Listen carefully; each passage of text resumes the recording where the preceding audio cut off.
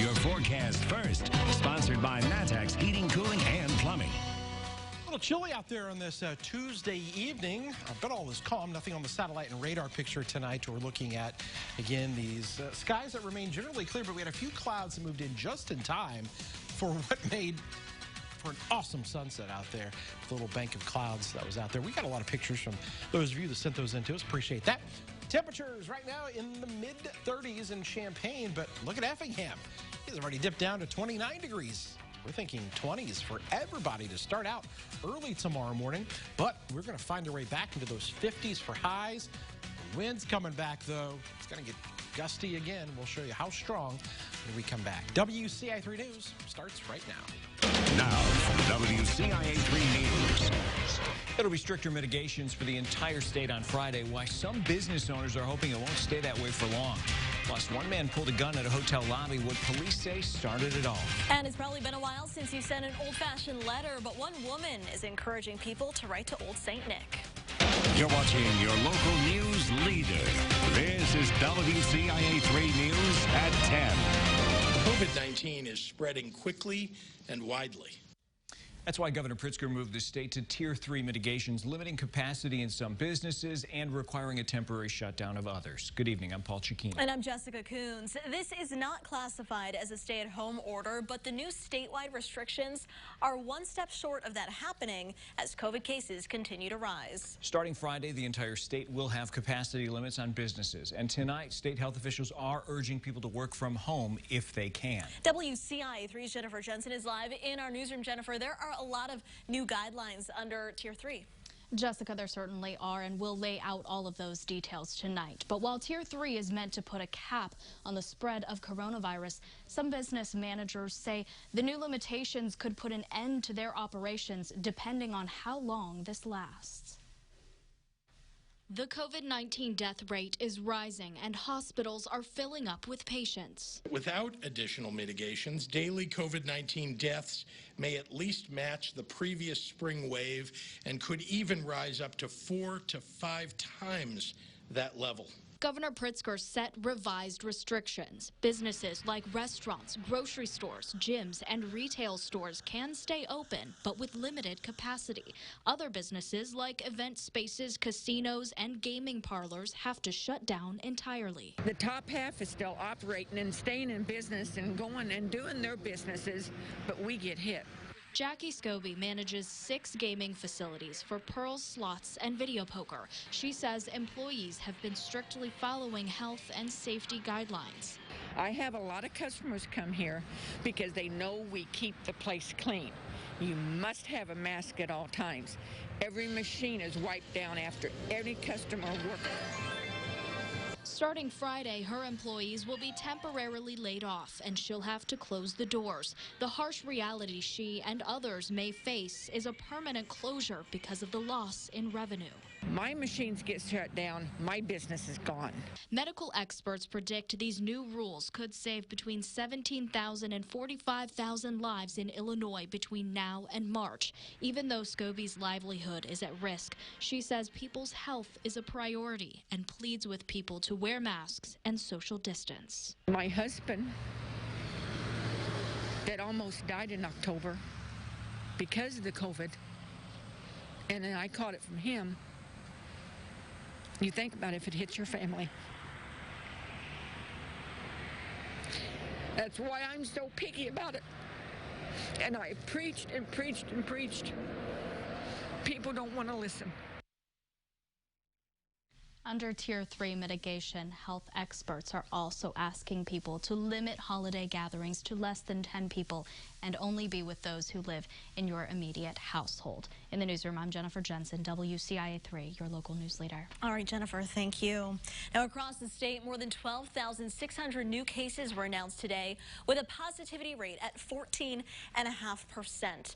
More than 5,800 people are in the hospital. Of those, more than 1,100 are in the ICU.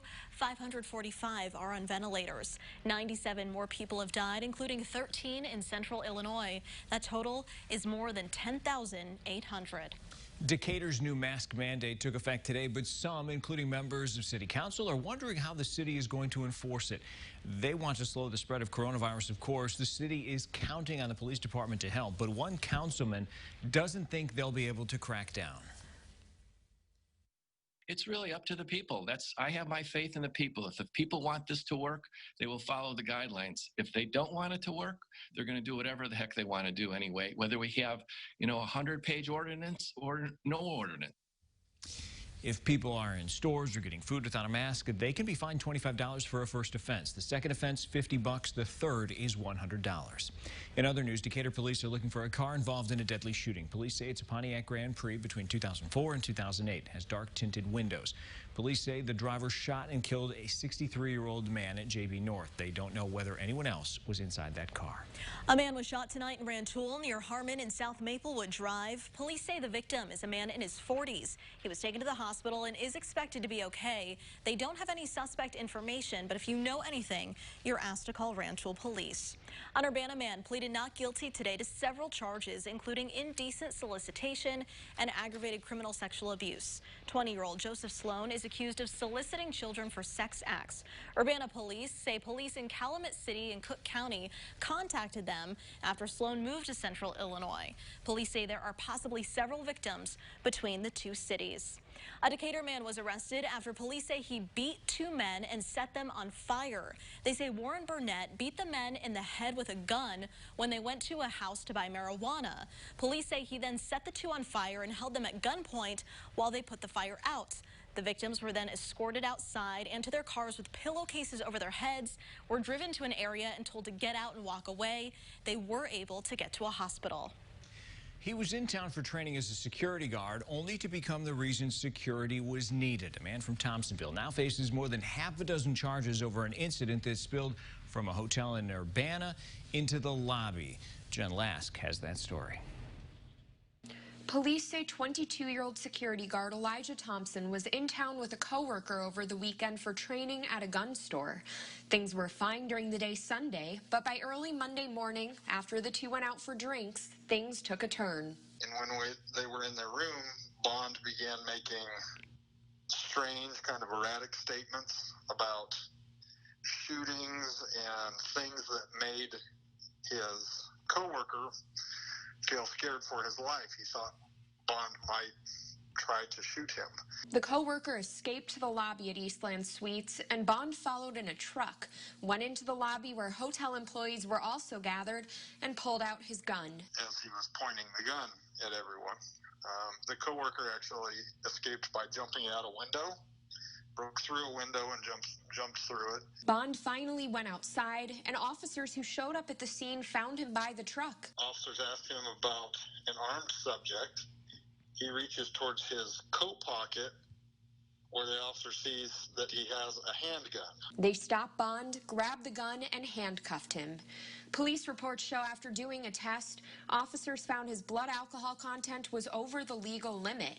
Anytime you get alcohol and firearms mixing, it's usually a pretty bad scenario.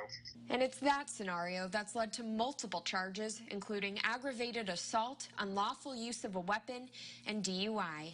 In Urbana, Jen Lask, WCIA 3, your local news leader. Police say the coworker suffered a small scratch on the arm from jumping out the window. No one else was hurt. We reached out to Eastland Suites for a comment, but we have not heard back. Now, months after the arrest of a woman in Urbana, police are admitting this should have been handled differently. Aaliyah Lewis and her boyfriend were arrested when police responded to a call of gunfire in April. At one point, an officer punched Lewis. That moment has been a topic of controversy ever since, and many say police were too aggressive. There was an internal review that determined officers were justified. A law firm based in Chicago also reviewed it and returned a few suggestions for improvement. At a recent use of force policy review meeting, the police chief said there was a policy violation because an officer left his gun's safety in the off position during the struggle. I hope that it's a first step towards better policies, better accountability, and some training and support for officers so that they aren't putting themselves and their colleagues in this kind of risk, and for that matter, our community members. Lewis is charged with battering a peace officer. New for you tonight, researchers at the U of I are working to help veterans land jobs. UIUC and the Ches Veterans Center just took part in a national study of post-9/11 veterans. It showed job fairs geared specifically toward vets have been successful at helping them find jobs they're happy with. More than 2/3 of the veterans surveyed say they have found work through those fairs. One of the researchers is a veteran herself and says this kind of research is more important than ever before. Employment was a topic we couldn't ignore, particularly because of the pandemic.